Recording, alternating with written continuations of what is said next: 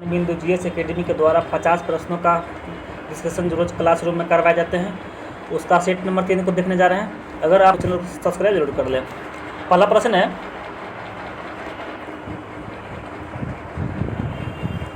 आर्थिक विकास हेतु जब समुद्री संसाधन जैसे समुद्री यातायात, मत्स्य पालन, नवीकरणीय ऊर्जा पर बल दिया जाता है तो उसे क्या कहते हैं? तो दोस्तों उसे ब्लू इकोनॉमी से कहते हैं। इसको ध्यान दीजिएगा, उसे ब्लू इकोनॉमी कहते हैं।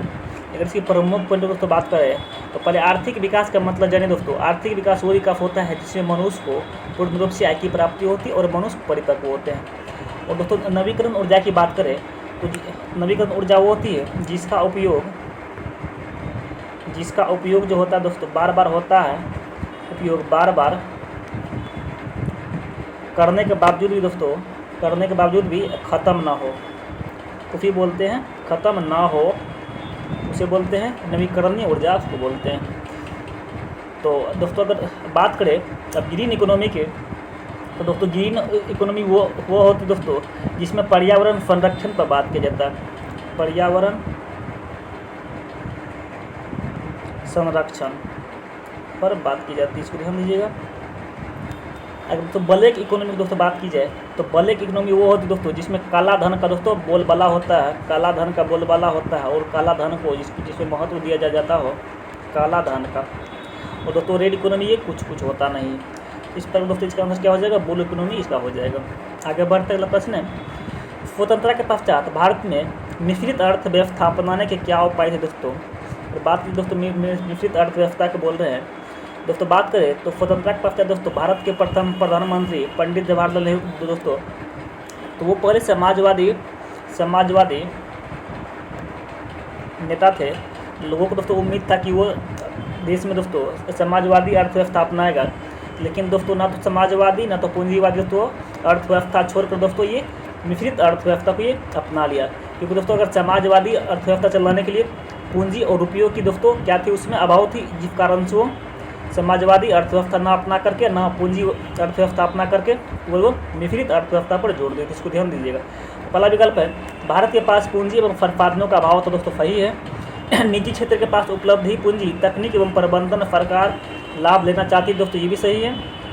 भारत में गरीबी, बेरोजगारी तथा भुखमरी की समस्या व्यापक रूप से फैला हुआ था, तो ये भी सही। तो इस प्रकार दोस्तों इसका सभी इसका ऑप्शन सही हो जाएगा, ऑप्शन इसका डी हो जाएगा। आगे बढ़ते अगला प्रश्न है, एक लेखा वर्ष में किसी देश की घरेलू सीमा में उत्पादकों द्वारा जितने भी अंतिम वस्तु और सेवाओं का उत्पादन होता है, जैसे जिसमें मूल्य ह्रास भी शामिल होता है, उसकी बाजार कीमत के योग को दोस्तों क्या कहते हैं? दोस्तों उसकी दोस्तों बाजार कीमत की दोस्तों कहते हैं बाजार कीमत पर जीडीपी, इसको बोलते हैं बाजार कीमत पर जीडीपी। दोस्तों लेखा वर्ष की बात करें तो ये प्रतिवर्ष दोस्तों 1 अप्रैल से लेकर 31 मार्च के बीच ये होता है, एक प्रतिवर्ष लेखा वर्ष को ध्यान दीजिएगा। आगे बढ़ते हैं अगला प्रश्न है, राष्ट्रीय आय के मापने की उत्पादन विधि को निम्न में से किन नामों से जाना जाता है? दोस्तों उत्पादन विधि की बात की जा रही है, तो पहले दोस्तों देख लेते हैं कि राष्ट्रीय आय दोस्तों कितने प्रकार से निकाला जाता है। कि दोस्तों ये 3 प्रकार से राष्ट्रीय आय निकाले जाते हैं। पहला की दोस्तों बात करें तो पहला जो होते हैं ये पहला उत्पादन विधि पहला होता है। दूसरा की दोस्तों बात करें, दूसरा दोस्तों होते हैं व्यय विधि दूसरा होता है। और दोस्तों तीसरा की दोस्तों बात करें, तीसरा दोस्तों आय विधि होती है, आय विधि होती है। तो उत्पादन विधि दोस्तों, व्यय विधि और आय विधि। अब दोस्तों इसमें पूछ क्या रहा, उत्पादन विधि को निम्न से किन नामों से जाना जाता है? पहला दोस्तों है मूल्य वृद्धि विधि, दूसरा है सूची गणना विधि, तीसरा है औद्योगिक उद्यम विधि। दोस्तों ये उपरोक्त में से सभी विधियों को दोस्तों ये उत्पादन विधि के नाम से इसको जाना जाता है। उत्पादन विधि की तीनों नियम है, तो उपरोक्त में से सभी हो जाएगा। आगे बढ़े अगला प्रश्न है, भारत सरकार का कृषि मंत्रालय द्वारा सर्वप्रथम किस वर्ष जैविक कृषि नीति की घोषणा की गई? दोस्तों ये 2005 में इसकी कृषि नीति की घोषणा की गई। तो दोस्तों बात कर ले कृषि नीति की दोस्तों, तो भारत में कृषि नीति 2005 में की गई थी। और दोस्तों इसमें पूछ रहा है कि जैविक कृषि की नीति के दोस्तों, ये जैविक कृषि की पहले बात कर ले। जैविक कृषि दोस्तों वो कृषि होता है जिसमें जो होता है रसायनों का दोस्तों जिसमें उपयोग ना हो, तो वही दोस्तों क्या होते हैं, जैविक कृषि होती है। और वो दोस्तों जैविक कृषि दोस्तों अपनाने का पहला राज्य दोस्तों बात करती है सिक्किम में। ये भारत के सिक्किम राज्य ने ये अपनाया गया, इसको ध्यान दीजिएगा। आगे बढ़ते हैं, अगला प्रश्न है भारत सरकार द्वारा शुरू की गई मुद्रा योजना का क्या उद्देश्य तो था। तो दोस्तों बात करें मुद्रा योजना का दोस्तों, तो इसका उद्देश्य एक ही था, छोटे व्यापार स्थापित करने हेतु आसान वित्तीय सहायता उपलब्ध कराना, इसके दोस्तों यही उद्देश्य था। दोस्तों बात करें मुद्रा योजना का दोस्तों कब शुरू किया गया था, ये 8 अप्रैल 2015 को मुद्रा योजना शुरू किया गया था। अगर दोस्तों बात करें मुद्रा का दोस्तों फुल फॉर्म क्या होता है दोस्तों, तो मुद्रा का फुल फॉर्म दोस्तों बात करें, ये माइक्रो यूनिट डेवलपमेंट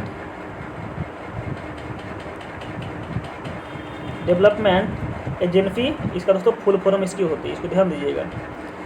तो माइक्रो यूनिट डेवलपमेंट दोस्तों और रिफाइनेंस दोस्तों micro unit development refinance agency, इसका दोस्तों फुल फॉर्म होती है, इसको ध्यान दीजिएगा मुद्रा का।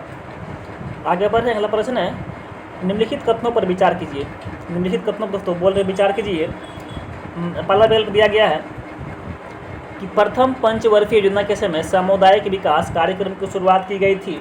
दोस्तों ये शुरुआत की गई थी, अगर प्रथम पंचवर्षीय दोस्तों योजना की दोस्तों बात करें तो ये 1951 से लेकर 1951 से लेकर दोस्तों ये 56 के बीच चला था।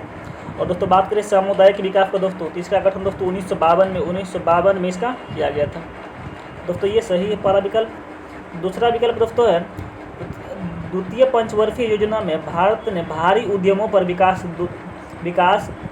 भारी उद्योगों के विकास पर बल दिया दोस्तों ये भी दोस्तों सही है, क्योंकि द्वितीय पंचवर्षीय योजना के अंतर्गत दोस्तों राउरकेला उद्योग, भिलाई उद्योग और दोस्तों दुर्गापुर उद्योग ये दोस्तों ये द्वितीय पंचवर्षीय योजना के दोस्तों अंतर्गत ये सब लाया गया था। तीसरा विकल्प दोस्तों बात करें, तीसरा विकल्प है तृतीय पंचवर्षीय योजना ऐसी पंचवर्षीय योजना थी जिसमें कृषि क्षेत्र में ऋणात्मक वृद्धि दर देखी गई थी दोस्तों। अगर दोस्तों बात करें तृतीय पंचवर्षीय योजना का, ये दोस्तों ये योजना को असफल माना जाता है, क्योंकि दोस्तों तृतीय योजना जो था ये फ्लॉप कर गई थी, ये फ्लॉप रहा था। क्योंकि अगर फ्लॉप पे दोस्तों क्यों रहा था दोस्तों, तो ये 1962 की दोस्तों बात करें, इसमें भारत चीन दोस्तों इसमें युद्ध हुआ था 1962 में। और 1965 दोस्तों बात करें तो 1965 में दोस्तों भारत और पाकिस्तान के बीच हुआ था। और दोस्तों 1966 की दोस्तों बात करें तो 1966 की इसमें दोस्तों भारी सूखा पड़ गया था। तो इस कारण से दोस्तों तृतीय पंचवर्षीय योजना दोस्तों पूर्ण रूप से फ्लॉप कर गई थी, जिस कारण से कृषि क्षेत्र में ऋणात्मक वृद्धि दर्ज की गई थी दोस्तों। इस प्रकार से दोस्तों इसका क्या हो 1, 2, 3 सभी दोस्तों क्या हो जाए सही हो जाएगा। आगे बढ़ते हैं, अगला प्रश्न है नीति आयोग के संबंध में निम्नलिखित में से कौन सा कथन सही है। दोस्तों बात करें नीति आयोग के बारे में दोस्तों, यह योजना आयोग की तरह संविधानेतर संस्था नहीं है, बल्कि ये संवैधानिक संस्था है। दोस्तों ये योजना आयोग ये संवैधानिक संस्था नहीं है और संवैधानिक संस्था है, इसको ध्यान दीजिए, क्योंकि इसका संविधान में कोई वर्णन नहीं किया गया। दोस्तों इसका पहला ही आंसर क्या हो जाएगा, ये इसका सही हो जाएगा, क्योंकि ये दोस्तों इसका पहला विकल्प ही गलत है।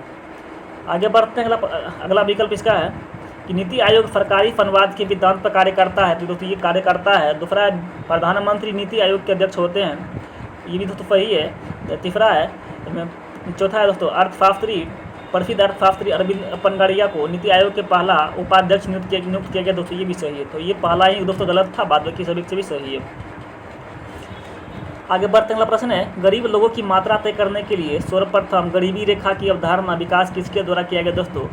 तो बात करें कि किसके द्वारा किया गया था, ये दोस्तों ये आर वाइड के द्वारा दोस्तों ये किया गया था, इसको ध्यान दीजिएगा, आर वाइड के द्वारा दोस्तों ये किया गया था। तो दोस्तों बात करें तो गरीबी को दोस्तों 2 भागों में विभाजित किया है। पहला है निरपेक्ष गरीबी और दूसरा दोस्तों सापेक्ष गरीबी दूसरा, इसको ध्यान दीजिएगा। और दोस्तों बात करें सापेक्ष विधि के लिए दोस्तों क्या होती है, सापेक्ष गरीबी के लिए इसको दोस्तों 2 नियमों से दोस्तों इसकी गणना की जाती है। पहला है गिनी गुणांक के द्वारा और दूसरा है दोस्तों है लोरेंज गुणांक के द्वारा दोस्तों ये सापेक्ष गरीबी की तुलना की जाती है, इसको ध्यान दीजिएगा। आगे बढ़ते हैं, अगला प्रश्न है जब बेरोजगारी इस कारण से हो कि रोजगार के उपलब्ध उपलब्ध अवसर तथा रोजगार पाने वाले की योजना में तालमेल नहीं हो तो इसे दोस्तों क्या कहते हैं?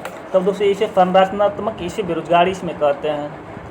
और दोस्तों अनैच्छिक दोस्तों बेरोजगारी दोस्तों बात करें तो अनैच्छिक विधि दोस्तों वो होती है जिसमें लोगों को काम दोस्तों नहीं मिल रहा हो। और दोस्तों ऐच्छिक दोस्तों बेरोजगारी की बात करें जिसमें लोगों को दोस्तों काम होते हुए भी लोग काम ना करें तो उसको दोस्तों ऐच्छिक बेरोजगारी कहते हैं।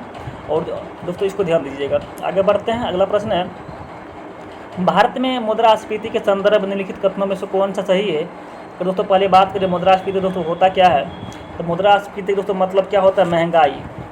इसको ध्यान दीजिएगा, मुद्रास्फीति का दोस्तों मतलब होता है महंगाई। इसका पूर्ण दोस्तों इसका यही मतलब होता है महंगाई। इसमें से दोस्तों दिया हुआ है दोस्तों कि भारत में मुद्रास्फीति के संदर्भ में निम्नलिखित में कौन सा कथन सही है?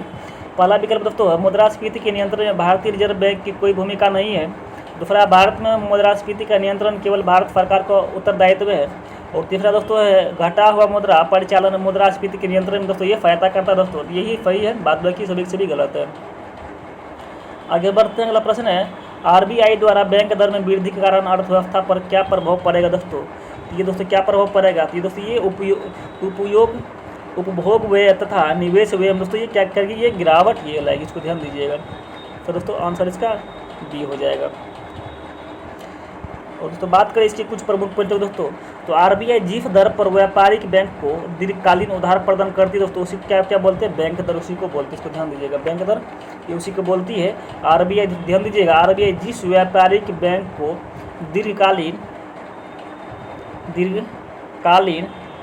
दीर्घकालीन उधार प्रदान करती है उसे दोस्तों बैंक दर कहा जाता है। इसको ध्यान दीजिएगा। आगे बढ़ते अगला प्रश्न है, भारत सरकार ने देना बैंक का विलय किस बैंक में कर दिया है? दोस्तों अगर बात करें भारत सरकार ने देना बैंक का विलय किस बैंक में कर दिया है?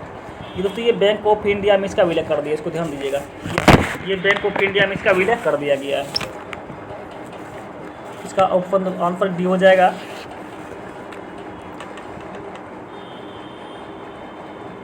अगला प्रश्न है, over the counter exchange of India की स्थापना किस वर्ष की गई? दोस्तों अगर इसकी बात करें तो ये 1990 में इसकी स्थापना की गई थी।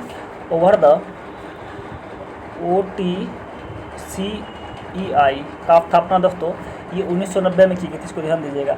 और दोस्तों बात करें इसका दोस्तों क्या प्रभाव पड़ती है? तो ये शेयर बाजार से इसका संबंधित इसका रिलेटेड है। अगला प्रश्न है, जब किसी शेयर बाजार में शेयरों की कीमतों में अप्रत्याशित और बहुत ज़्यादा गिरावट देखी जाती है तो उस स्थिति को दोस्तों क्या कहते हैं? उसको दोस्तों बोलते हैं कि वो मार्केट दोस्तों क्या कर गया? वो क्रैश कर गया। जब भारी गिरावट देखी जाए तो दोस्तों क्या होती है? बोलते हैं मार्केट क्रैश कर गया है। और दोस्तों जब इसके विपरीत जाइएगा, जब ज़्यादा वृद्धि हो तो तब दोस्तों उसको क्या बोलते हैं? उसको जब ज़्यादा वृद्धि हो तब दोस्तों उसको बबल बोलते हैं, जो दोस्तों इसका ऑप्शन बी पर दिया गया है। अगला प्रश्न है, केंद्रीय बजट के संदर्भ में निम्न में से कौन सा पूंजीगत प्राप्ति नहीं है? तो बात करें केंद्रीय बजट के संदर्भ में से कौन सा पूंजीगत प्राप्ति नहीं है? तो ये दोस्तों ये GST दोस्तों ये पूंजीगत ये प्राप्ति नहीं है। अब बाद में कि विदेशी ऋण सहायता एवं ऋण वसूली विनिवेश होता है, ये क्या है? पूंजीगत। ये दोस्तों ये सब में इसका बाहर केंद्रीय बजट के संदर्भ में तो ये सब। अगला प्रश्न है, निम्न पर विचार कीजिए। पहला है आयकर, निगम कर, सेवा कर, प्रतिभूति विनिमय कर और सीमा शुल्क कर। अब पूछ रहा है कि उपयुक्त में से कौन सा अप्रत्यक्ष कर है? तो दोस्तों बात करें अप्रत्यक्ष कर की बात की जा रही है इसमें देखिए दोस्तों सीमा कर और सेवा कर, ये दोस्तों ये क्या है? ये दोस्तों ये अप्रत्यक्ष कर है। बाद बाकी सब दोस्तों क्या है? प्रत्यक्ष कर इसका है। तो ध्यान दीजिएगा। आगे बढ़ते हैं, अगला प्रश्न है, बजट के अंतर्गत जब राजकोष के घाटे में वृद्धि हो तो इसका क्या परिणाम अर्थव्यवस्था पर पड़ेगा? दोस्तों इसका अर्थव्यवस्था पर दोस्तों यही प्रभाव पड़ेगा कि पर इसकी बात कर लेते हैं दोस्तों। इसमें प्रमुख पॉइंट की बात करते हैं। बजट आय जो दोस्तों होती है वो बजट व्यय दोस्तों हमेशा क्या होती है? वो बड़ी होती है। बजट आय की दोस्तों बात करें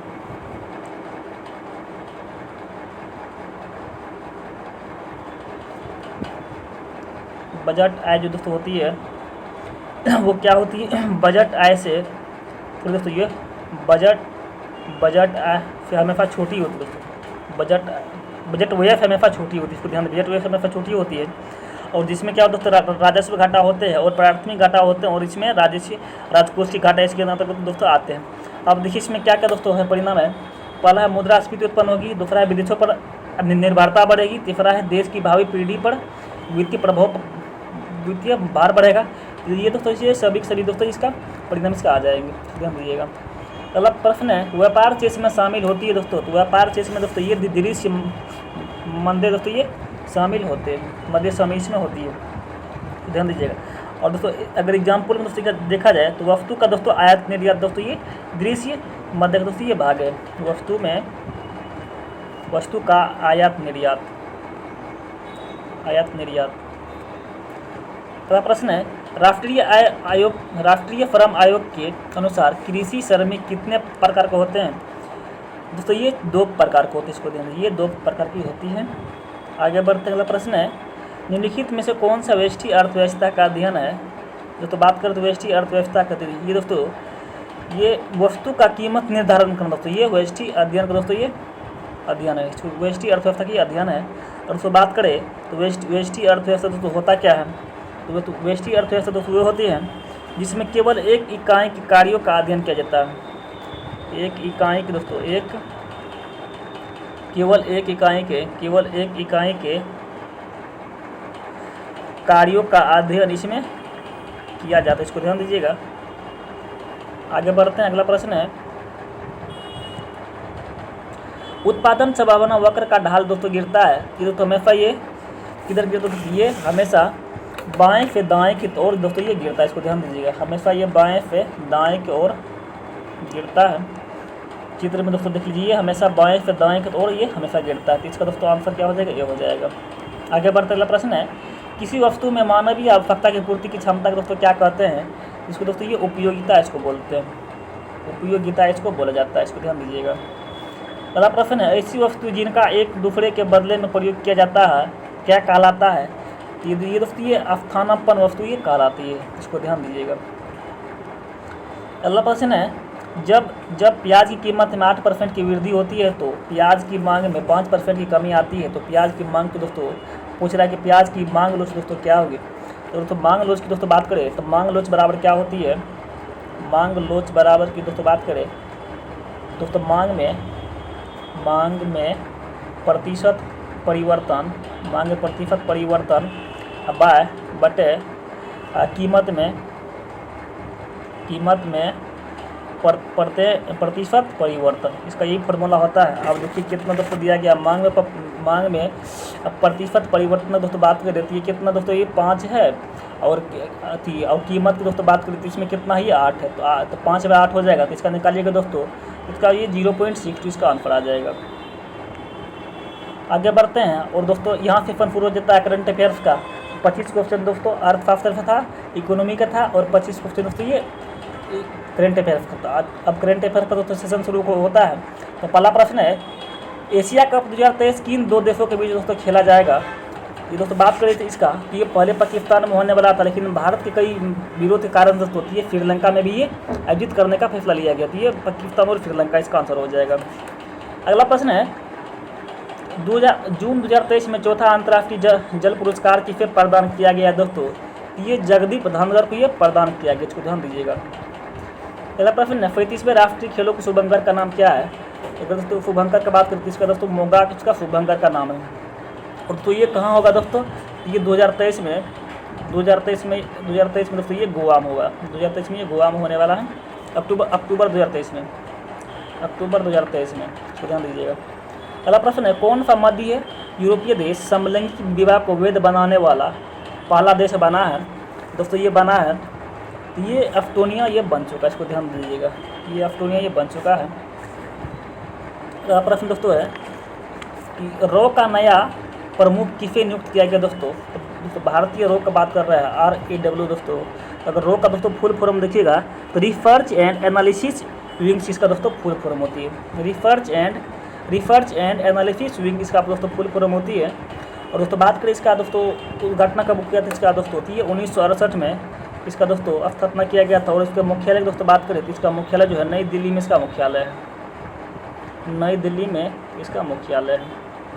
और दोस्तों पूछ रहा है इसके नया प्रमुख किसे नियुक्त किया गया है। दोस्तों ये रवि सिन्हा को नया प्रमुख नियुक्त किया गया। अगला प्रश्न है, निम्नलिखित में से किस राज्य ने दुनिया का सबसे बड़ा रामायण मंदिर बनाया जाएगा। दोस्तों तो ये बिहार में बनाया जाएगा। दोस्तों ये बिहार में बनाया जाएगा, इसको ध्यान रखिएगा। अगला प्रश्न है, जून 2023 में जलवायु रिपोर्ट के अनुसार निम्नलिखित में से कौन सा महाद्वीप दुनिया का सबसे तेज़ी से गर्म होने वाला महाद्वीप दोस्तों बना है। ये दोस्तों ये यूरोप है। दोस्तों ये दुनिया का सबसे तेज़ी से गर्म होने वाला तो ये महाद्वीप बना, इसको ध्यान दीजिएगा। अगला प्रश्न है, ग्लोबल लिवेबिलिटी इंडेक्स 2023 में सामने आया दुनिया का सबसे रहने योग्य दोस्तों शहर कौन सा है। दोस्तों बात करें दोस्तों ये वीना दोस्तों ये दुनिया का सबसे रहने योग्य दोस्तों शहर बने, इसको ध्यान दीजिएगा। जो विकल्प एक पर दिया गया है। आगे बढ़ते हैं। अगला प्रश्न है, 45वां यूरोपीय निबंधन पुरस्कार किसने जीता है। दोस्तों ये किसने जीता, ये अधुरंती राय ने इसको जीत लिया। अगला प्रश्न है, निम्नलिखित में से किस राज्य में देश की सबसे बड़ी निजी रेल कोच फैक्ट्री का उद्घाटन किया है। दोस्तों बात करें इसका तो ये तेलंगाना में इसका किया गया है, निजी कोच फैक्ट्री का। बहुत मस्त प्रश्न है। अगला प्रश्न है, निम्नलिखित में से किस व्यक्ति ने सिम्फनी टू जेज नामक एक नई पुस्तक लॉन्च की है। दोस्तों ये किसने किया है, ये सिम्फनी टू जेज के दोस्तों ये अंकिता खेमरा के द्वारा ये लॉन्च किया गया नई पुस्तक। आगे बढ़ते हैं। अगला प्रश्न है, भारत में किस राज्य सरकार ने नुमालीगढ़ और गोहपुर के बीच पहली पानी के नीचे सुरंग का निर्माण की घोषणा की है। दोस्तों ये असम सरकार के द्वारा ये किया गया, इसको ध्यान दीजिए, घोषणा किया गया। अगला प्रश्न है, बलिदान स्तंभ की आधारशिला कहाँ पर रखी गई है। ये दोस्तों ये श्रीनगर में रखी गई है, ये कहाँ जम्मू कश्मीर में है। अगला प्रश्न है, कौन सा देश हाल ही में सड़क नेटवर्क के मामले में दूसरा सबसे बड़ा देश बन गया। दोस्तों ये भारत बन चुका है, इसको ध्यान दीजिएगा। अगर दोस्तों पहला की बात करें तो दोस्तों पहला पर कौन सा है, अमेरिका है, US, United state of America दोस्तों है। अगला है, बिहार राज्य की सरकार ने देसी गाय खरीदने, यहाँ बिहार राज्य दोस्तों नहीं होगा, ये उसमें थोड़ा टैपिंग थोड़ा मिसप्रिंट है। किस राज्य की सरकार ने देसी गाय खरीदने पर अनुदान देने की घोषणा की है। दोस्तों ये उत्तर प्रदेश सरकार के द्वारा दोस्त ये किया गया है। अगला प्रश्न है, विश्व खनन कांग्रेस 2023 का आयोजन कहाँ पर आयोजित की गई है। दोस्तों ये ब्रिस्बेन ऑस्ट्रेलिया में ये किया गया, इसको ध्यान दीजिएगा। अगला प्रश्न है, निम्नलिखित में से किस संस्थान पर वार्षिक हेमिस मठ महोत्सव माना जा रहा है। दोस्तों अगर हेमिस मठ की दोस्तों बात की जा रही है तो ये लद्दाख में ये माना जा रहा है। अगला प्रश्न है, ऊर्जा संक्रमण सूचकांक 2023 में भारत का स्थान दोस्तों क्या है। दोस्तों ये 65वां भारत का स्थान, इसको ध्यान दीजिए, 65वां भारत का इसमें स्थान मिला है। अगला प्रश्न है, भारत की पहली पुलिस ड्रोन यूनिट किस शहर में लॉन्च की गई। दोस्तों अगर इसकी बात करें दोस्तों तो ये कहाँ पर लॉन्च की गई है, तो ये चेन्नई में लॉन्च की गई है, इसको ध्यान दीजिएगा। अगला प्रश्न है, डायमंड लीग 2023 में 89.30 मीटर थ्रो के साथ स्वर्ण पदक दोस्तों किसने जीता है। तो दोस्तों ये नीरज चोपड़ा ने इसको जीता है। चलिए इसका सी हो जाएगा। अगला प्रश्न है, बुसान दक्षिण कोरिया में भारत ने किस देश को हराकर एशियाई कबड्डी चैंपियनशिप जीती है। दोस्तों ये ईरान के द्वारा ये जीत ली गई, इसको ध्यान दीजिएगा। अगला प्रश्न है, किस संगठन ने बीसीसीआई के साथ 3 साल के परियोजना समझौता पर हस्ताक्षर दोस्तों किए हैं। ये ड्रीम 11 के द्वारा दिए दोस्तों किया गया है समझौता। आगे बढ़ते हैं। अगला प्रश्न है, जून 2023 में पेन प्रिंटर पुरस्कार से किसे सम्मानित किया गया है। ये दोस्तों माइकल रोसेन को ये सम्मानित किया गया है, इसको ध्यान दीजिएगा। अगला प्रश्न है, वैश्विक शांति सूचकांक 2023 के 17वें संस्करण में भारत का स्थान दोस्तों क्या है। दोस्तों इसमें भारत का स्थान दोस्तों बात करते हैं, इसमें 126वां स्थान इसमें भारत को मिला है। और आज का सेशन का दोस्तों लास्ट प्रश्न है, कौन सी क्रिकेट टीम पहली बार विश्व कप के लिए क्वालिफाई करने में बहुत सफल रही। दोस्तों ये कौन सा रही है। दोस्तों ये वेस्ट इंडीज ने ये इसे रही है। दोस्तों आज हम लोग अपने सेशन में 11 बिंदु के द्वारा 50 क्वेश्चन का डिस्कशन जो क्लासरूम में करवाए जाते हैं उसका हम लोग फुली एनालिसिस किए हैं। फिर नेक्स्ट सेशन में मिलते हैं। Thank you very much, have a nice day.